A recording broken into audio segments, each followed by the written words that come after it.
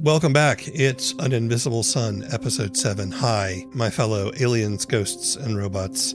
It's Keith, and I'm happy to have you here.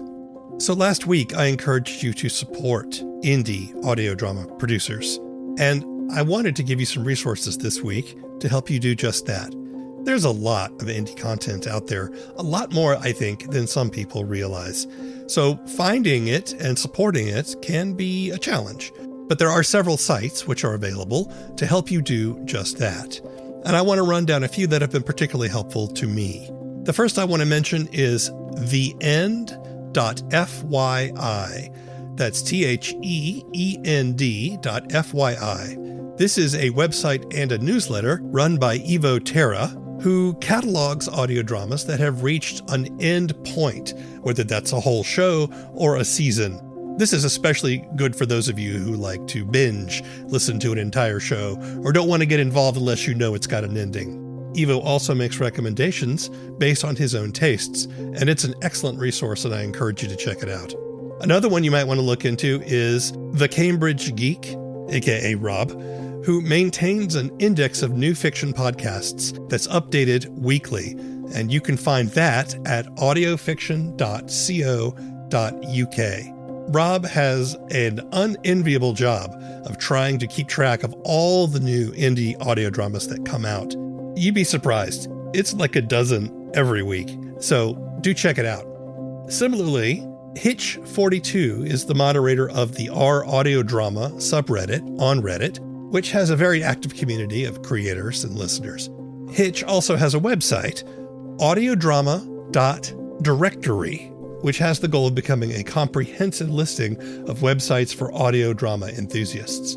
So check out that directory or swing by the subreddit, and I think you'll find a lot of interesting things to look at and shows to support. All right, let's get into this week's episode.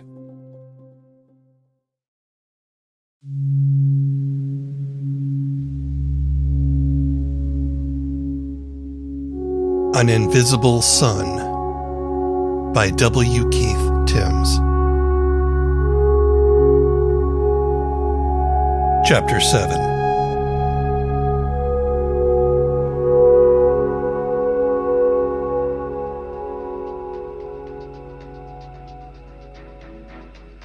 Coming up next, SMSS refuses to meet with the leaders of the Jovian Trojan miners, setting the stage for a strike. And the Gateway Security Act is defeated. It was 2 days later. I hadn't left the apartment since I'd sent the message. I don't normally mind cocooning myself at home, away from the people, the pollution, and the sun. But there was no comfort in the solitude and security anymore. I was restless and jumpy. I spent the time half listening to the news and pacing about. Not that there's much room for pacing. It felt especially hot in my apartment, too, though whether that was the climate control or a low-grade fever, I couldn't be sure. But my mind seized on every pain, every disorder as a possible symptom, and ran down labyrinthine rabbit holes for hours. I felt trapped in my tiny home. But the world outside felt hostile and even more confusing with all that's happened and all that I had learned. Bottled water is one of the few luxuries I permit myself, kept very cold in the little fridge in my kitchen. Drinking a bottle of it became one of the few ways I could get through the interminable hours, savoring the chill spreading through my chest as it went down. I went through most of my stock in those 2 days. The times I wasn't mentally picking at my obsessions like itchy scabs, I tried to do more research. On the plague, on Ken Zen, on this group, the Invisible Sun, and Sister Lucy, and the Tattooed Man. But I'd come to a dead end, which felt odd. I didn't expect to find much, but I was finding too little. I had the news on. The anchor was surrounded by flashing graphics and crawling feeds. Experts blame rising toxicity levels in the Ganges Delta, she said in a smooth voice that suggests, but does not embrace, concern. This is the fourth major nutritive algae crop lost in Bangladesh this year. Leaning against the window, I could just make out the people on the ground below. But even so, it all remained an undifferentiated mess of traffic. I ran my finger over the tiny line on my forearm where I had bled. The wound was gone, but in truth, my skin seemed a lot more fragile now, thin and translucent and weak. The gunshot was just a scar, at least on the outside. Yes, the foolish reassurances and affirmations remained. You're just anemic, or sleep-deprived, or malnourished. You're not going to end up like Ken Zinn, or that man in the hall. This was all temporary. In my most optimistic moments, I could almost convince myself of these things. But this was not one of those moments. The newscaster looked out of my screen with a calm and reassuring smile. In Congress today, the Western Coalition government defeated the Gateway Security Act by a large margin. Next to her pretty face, the gold and violet ring of Shayot Corporation's logo appears, along with some promotional footage of one of their enormous gates floating in space. Huge ships, made tiny by comparison, cluster like gnats around it. The act would have nationalized Shayot Corporation's network of gates and twine drive ships.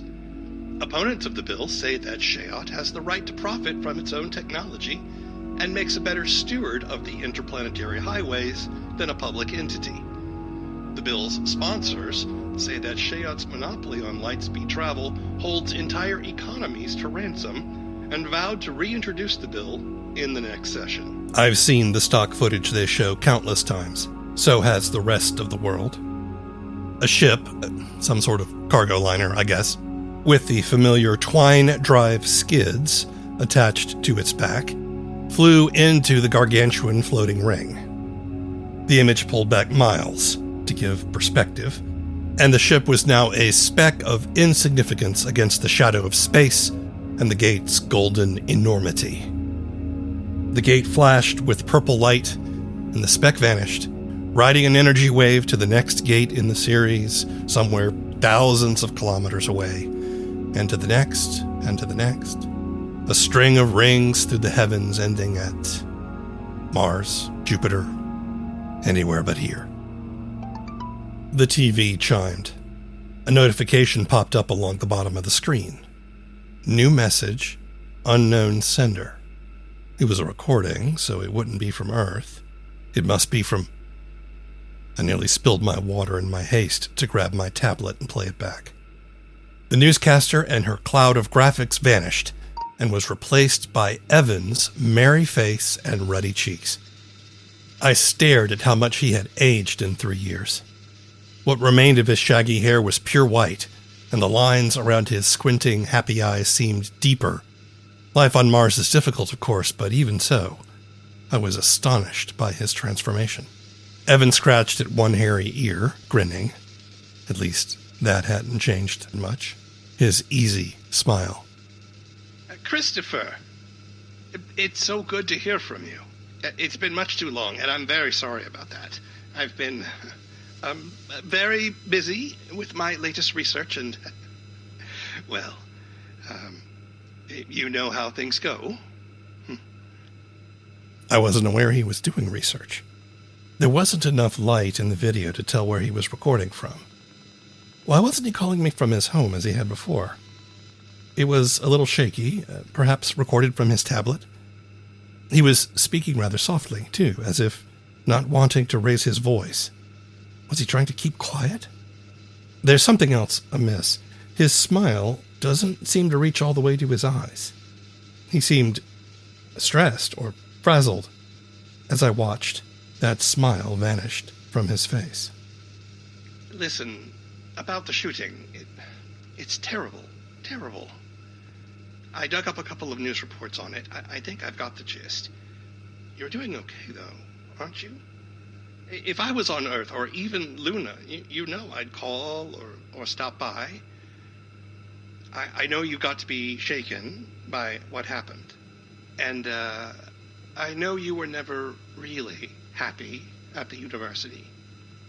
the way things have gone lately, anyone with a real passion for knowledge would slowly wither and die at places like that. I could see it happening to you. And I felt it happening to me, and, well, after Padma died, I couldn't hold on for long. I just had to retire. He said these last sentences as if the admission cost him something, bowing his head slightly to look down at the desk. I found myself echoing the movement, looking away for a moment. Giving a recording a little social privacy is silly, of course, but I miss him. Well, look, with what's happened to you, maybe this is the perfect time for you to take a vacation. Since you're on sabbatical, why don't you come pound around Mars with me for a few weeks? As if he anticipated my reaction, his voice turned energetic and encouraging, expecting me to resist. But he doesn't know what has been in my mind for the last couple of weeks. Yes, why not? You had never left Earth before I moved away, and I'll bet my last guilder you still haven't. I know, gate fare is expensive, but do it anyway. It'll be, fun. That little pause was odd. He was fidgeting a bit in his seat. I mentally recalled my bank balance. I had enough for gate fare, though it would be a sizable chunk of my savings. But in truth, what else would I spend it on? More antiques and bottled water? You know, there's even a museum here in Kandor Chasma. They have a whole exhibit on the Martian Neo-Victorian period. Clothes, architecture, the whole lot. They even have 4 authentic Victorian corset dresses from Earth for comparison. Not recreations, mind you, the real thing. I could not help but smirk at Evan's obvious ploy to appeal to my love of Victorian-era history. And while the prospect of seeing the exhibit was interesting, it was not nearly as interesting as everything else I wanted to ask him about. And there's some surprisingly good restaurants and bars here. No good wine, except the ridiculously expensive imported stuff. But they make some fine single malts. It's remarkable what they've coaxed out of the red soil up here. And, well, maybe, if we have a few of those, we can find some more fun with the locals, eh? I've been trying to get under a corset myself lately. That was not the Evan I knew. We never had discussions about or even joked about sex. He had been devoted to Padma, even after her death. To hear him make such a suggestive comment, tame as it was, seemed unthinkable. Was he lonely? The Martian townships do have a deficit of women. Maybe finding company was harder for him at his age. But even so, my instincts told me this is too out of character for him to take at face value. On the video, he was leaning back in his chair, falling oddly silent and worrying his chin with his fingers before looking up into the camera again. Look, Christopher, it'd be good to see you again. There are some amazing things out here. Things that is, I can't even describe them to you. And, well, I'd like to see you again. He smiled, the merry wrinkles returning around his eyes. So, you take a flight to Mars, you put down in Kandor Chasma, and you take a taxi to 178C Engle Warren, Birched Outer. You don't have to tell me you're coming. Just surprise me, right? Don't think about it. Just come. Please. Bye, my friend. He reached for the camera, and the screen went dark. But just before it did, I saw the unguarded expression on his face. I couldn't be sure, but he looked sad and a little frightened. What had he gotten into? A few taps of my tablet later, and I was looking over a booking agent's menu and arranging a flight to Mars, with all the attendant shuttle services required for such a journey. I tapped my credit sliver to my tablet to reserve the booking, and that was it. I was going to Mars. But what should I tell Evan? He told me I didn't have to message him, but I needed to let him know at least when I would arrive, didn't I? Still, if he was in trouble, then I didn't want to make that worse. I decided to play along as if it was an innocent chance for friends to catch up. I replied, but sent the message to his home number. Evan, it was great hearing from you. I'm doing all right. I'm nearly healed, in fact. I thought about it, and yes, I'm coming to Mars. I'll be arriving next Wednesday at 0900 Mars calendar. I'm coming in on a Carillon shuttle, landing at Platform 2.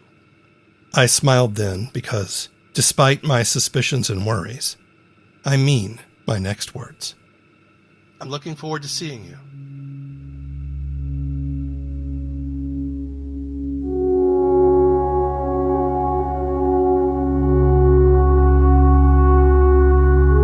An Invisible Sun is written, produced, performed, and composed by W. Keith Timms and is a production of Alien Ghost Robot Creative Media. If you're enjoying the story, please tell your friends and family about it and leave stars or reviews on your favorite podcast platforms. I hope you'll join us on our Discord server or sign up for our mailing list so we can stay in touch. Members of our Patreon get to hear future episodes early, plus other cool perks for all our shows. Go to invisiblesunpod.com for more information.